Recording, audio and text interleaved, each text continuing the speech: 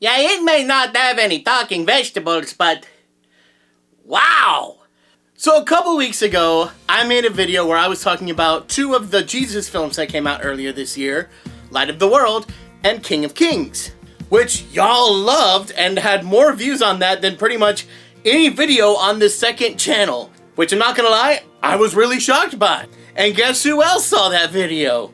Angel Studios, who made King of Kings. So they asked if I wanted an early screener for David, and of course I said yes. I knew about David before I posted that video, but I swear half the comments you guys said were, you know about David, right? David's coming, David's coming, David's coming, David. So I really know you guys want to hear my thoughts on David, and I have now seen the movie, and let me tell you about it, but first let me tell you about what I thought about it before going into the movie. I saw trailers for this, and I even saw like the song Follow the Light floating around on my YouTube recommended pages, and I checked them out, and honestly, I thought the film looked okay. The CG animation was arguably better than any faith-based film I've ever seen in my entire life, except for maybe King of Kings, but makes sense, same studio. But there was something about the character designs and something about the way they were animated, which initially led me to feel like this movie's gonna feel kind of cheesy and a little too cutesy, especially for a story like David, you know? So I will admit, on first look, I was not super into this. I thought, okay, this is probably going to be better than most of that stuff I was forced to watch in Sunday mornings at church, growing up with these like really poorly made animated movies trying to get kids excited about the Bible. That didn't work. And that was always something that bothered me as a kid, where I was just like, I wish that, you know, faith-based stuff was just as good as like Disney or Pixar or any of these other companies making stuff, because if we're making this for the Lord, shouldn't we be putting our best foot forward? It feels like he gets the table scraps, except for VeggieTales. They were like the one big exception. The only one that I didn't think that about was Prince of Egypt, but that wasn't even truly a faith-based film because it was made by DreamWorks. Yeah, but overall, just looking at everything, I figured the movie would be fine. And then I started watching the movie, and wow. You guys, just wow. I was not expecting this. I was not expecting this level of storytelling. I was not expecting this level of dramatic acting. I was not expecting this level of dramatic animation. All the reservations and the thoughts that I had before it were just kind of gone out the window. It's really flat good, you guys. Like, I'm not just saying this because I got to see it earlier or something. I started watching it really late at night, and I'm like, I'll start it now. I'm afraid I'm gonna fall asleep, but I gotta check it out. And I was wide awake through the whole thing. And if you guys know me and like going to bed early, I'm an early to bed, early to rise kind of a guy.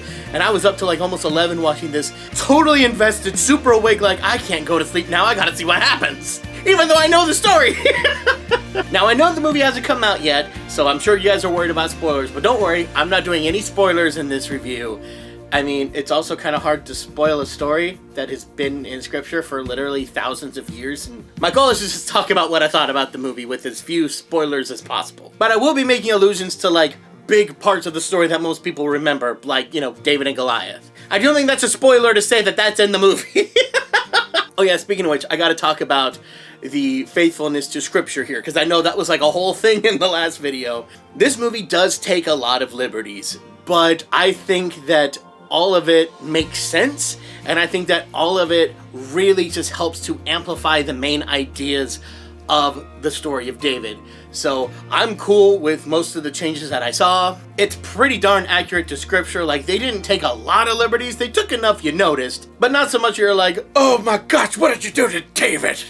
And for the majority of the movie, I remembered everything. I was like, yep, I remember that happening, I remember that happening, I remember that happening, I remember that happening, I remember that happening, and that was the overwhelming majority of the movie. But I will admit, the last like 25, maybe 30 minutes of the movie, I did not remember these things happening at all. I'm not gonna say what they were, just know that the last couple of things I was like, I don't remember this happening at all. So I went back into my Bible to reread those parts, and they were mostly there. Like, the main things that occurred were in the Scriptures, but they definitely took some liberties as to how they got there and a few things. So I'll give it this, and maybe go back and reread Samuel just to make sure I was following everything well. And also, this is a musical version of David. I'm sure you guys have seen a few of the songs floating around. Most of the songs from the movies have already been shared onto YouTube.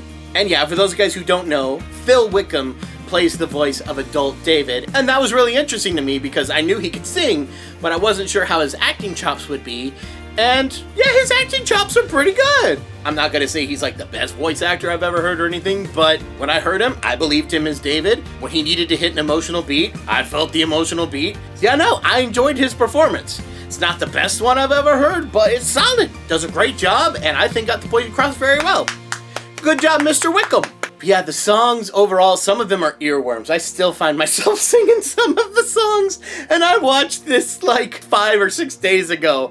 I'm still singing the songs. They're still stuck in my head. I will admit, if I have to be nitpicky, I wish the songs were a little less like songs you hear on the radio and a little bit more musical theater-esque.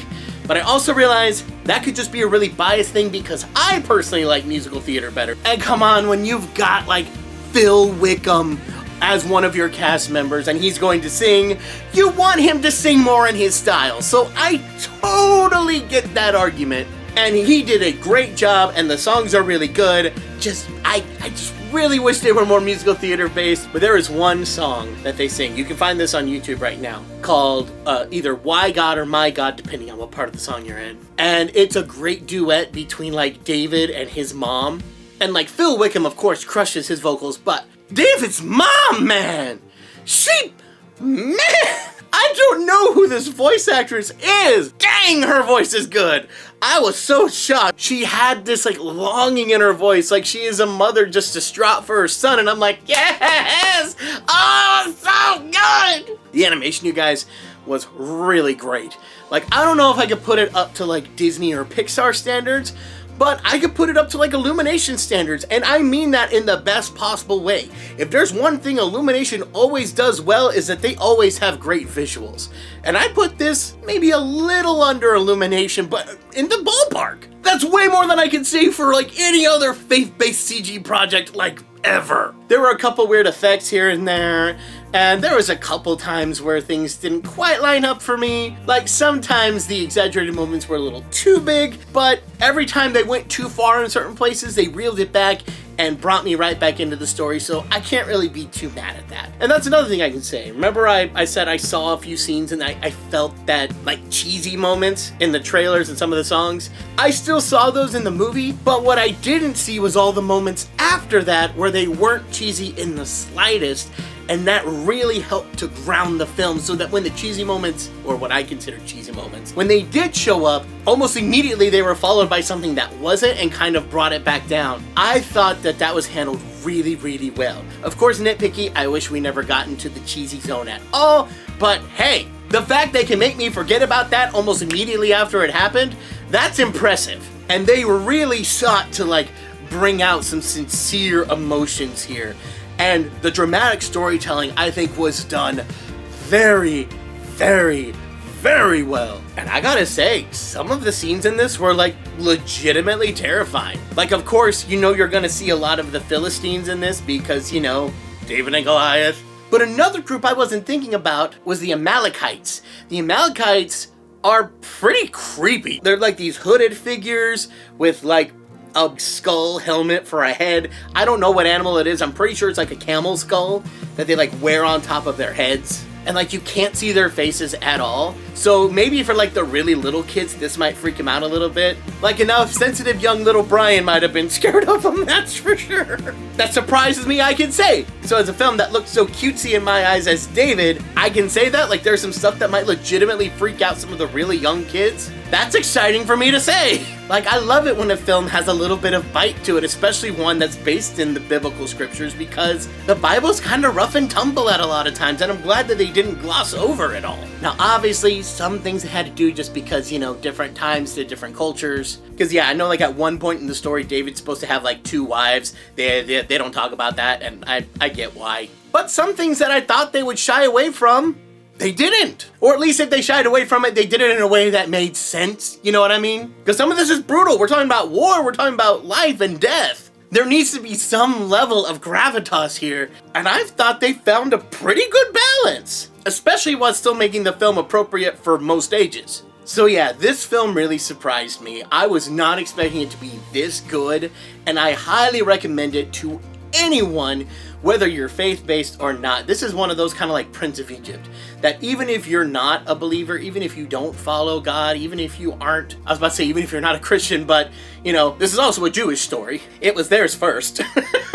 Whether you believe in the accounts of David or not, this is still an amazing viewing to watch. Like, I don't think it's quite as good as, say, something like Prince of Egypt, where that's on a whole nother level. But I will say this is the closest thing to a Prince of Egypt that I might have ever seen from a biblically told animated story. This is special. This is awesome. And if you're at all interested, I think you should check it out. I'm excited to see this again. I'm ready to grab my nieces and take them to the theater and watch this again because I really want to watch it again. I'm sad I only got one viewing with that screener. I'm like, I want to watch it like 3 more times. Alright, thank you guys so much for watching. I hope you guys enjoyed. Don't forget to like, comment, and subscribe, and I will see you guys in the next one. Bye!